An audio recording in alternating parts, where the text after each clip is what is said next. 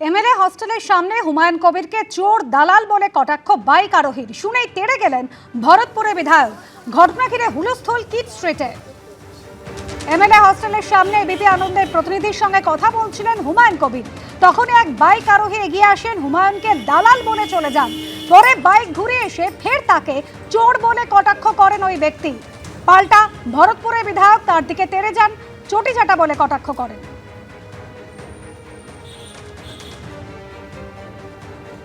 এই কেন্দ্রীয় নিরাপত্তার প্রয়োজনীয়তা হলো কি জন্য? দেখুন, এই যে পরিস্থিতি, রাজ্যের আইন শৃঙ্খলার যে পরিস্থিতি, বিভিন্ন জায়গাতে বিভিন্ন জায়গায় যেভাবে এই যে দেখলেন, এরা মমতা ব্যানার্জির চটি চাটা, এই চটি চেটে খায় এদের। রাস্তাতেই বলা হলো বিজেপির দালাল। ওই তো বলবে, ওটা বলবে আগামী দিনে ওরা কার দালালি করে।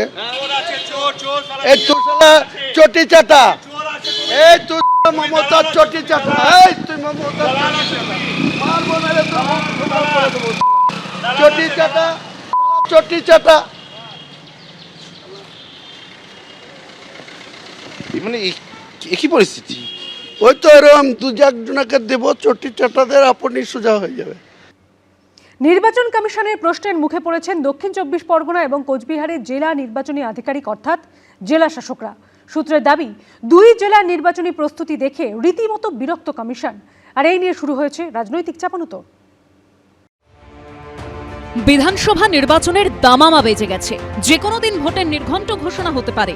এই পরিস্থিতিতে সূত্রের খবর, নির্বাচন কমিশনের প্রশ্নের মুখে পড়েছেন দক্ষিণ 24 পরগনা ও কোচবিহারের জেলা নির্বাচনী আধিকারিক অর্থাৎ জেলা শাসকরা।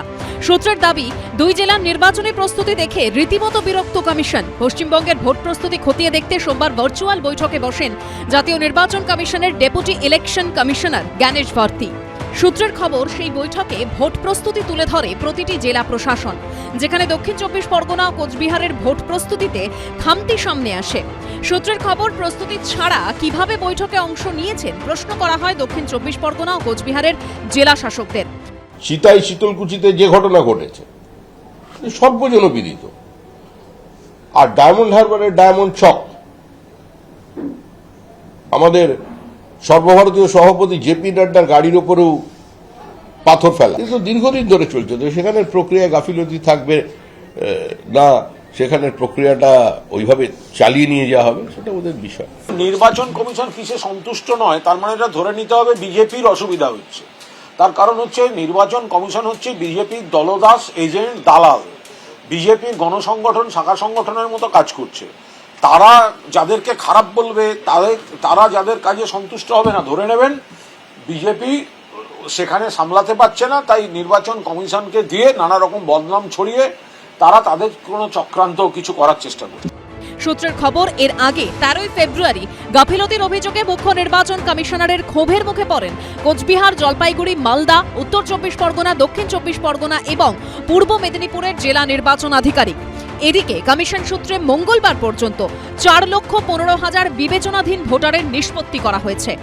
রুমা পাল, আশাবুল হোসেন ও শিবাশিস মৌলিকের রিপোর্ট, এবিপি আনন্দ। ভোট ঘোষণার আগেই রাজ্যে এসে পৌঁছেছে কেন্দ্রীয় বাহিনী। শুরু হয়ে গিয়েছে রুট মার্চ। বুধবার সকাল থেকে কলকাতার বিভিন্ন এলাকায় টহল দেন বাহিনীর জওয়ানরা। আর অন্যদিকে এসআইআর ইস্যুতে সিইও অফিসের বাইরে রাতভর অবস্থান বিক্ষোভ শুরু করল বামফ্রন্ট। চলবে আজ দুপুর পর্যন্ত। একদিকে মধ্যপ্রাচ্যে যুদ্ধের দামামা,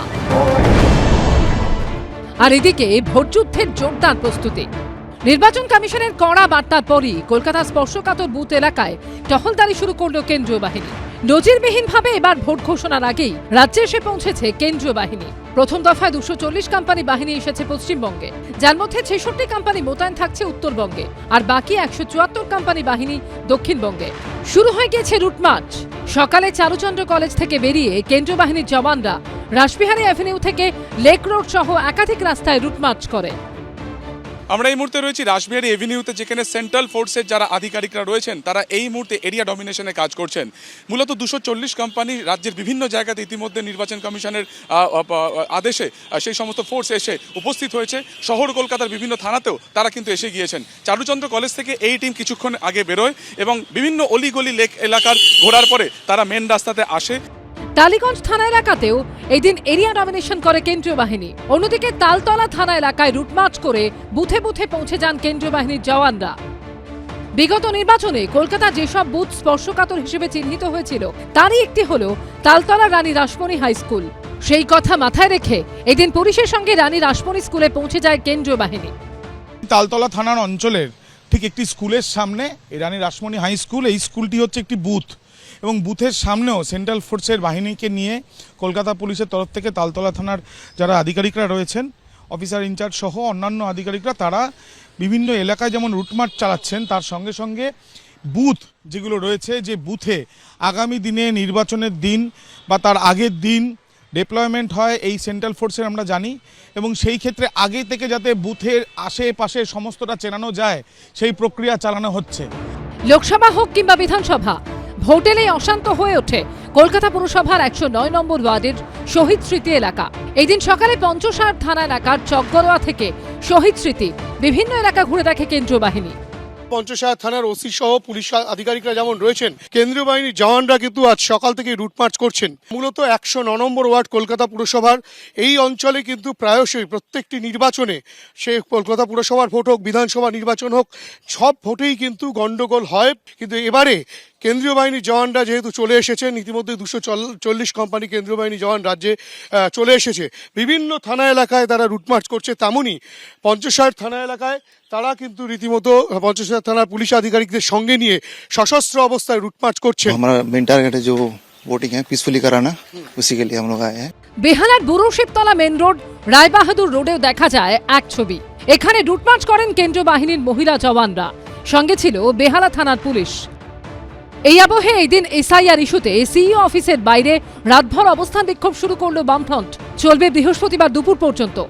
ভোটারদের হয়রানির প্রতিবাদ, নাম বাদ দেওয়ার চক্রান্তের অভিযোগকে সামনে রেখে টি বোর্ডের সামনে থেকে মিছিল করে মুখ্য নির্বাচনী আধিকারিকের অফিসের সামনে আসেন বামফ্রন্ট নেতাকর্মীরা। মিছিলে হাঁটেন বিমান বসু, মোহাম্মদ সেলিম, সুজন চক্রবর্তীরা। এই যে লাখ লাখ ভোটার লিস্টের একেবারে রিলিজিয়ান এবং রিজিয়ন স্পেসিফিক, তার সঙ্গে মতুয়া, উদ্বাস্তু, আদিবাসী, মহিলা, অনগ্রসর শ্রেণী, তাদেরকে বেছে বেছে সংকটে ফেলা হয়েছে।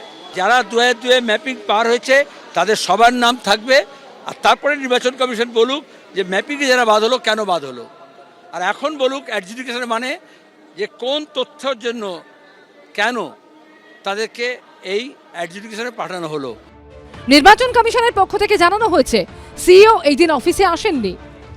সন্ধ্যায় বাম নেতাদের কাছে অবস্থান বিক্ষোভ তুলে নেওয়ার অনুরোধ করা হয় পুলিশের পক্ষ থেকে, কিন্তু আন্দোলনে অনড় বামেরা। এবিপি আনন্দ, কলকাতা। এবিপি আনন্দ, এগিয়ে থাকে, এগিয়ে রাখে।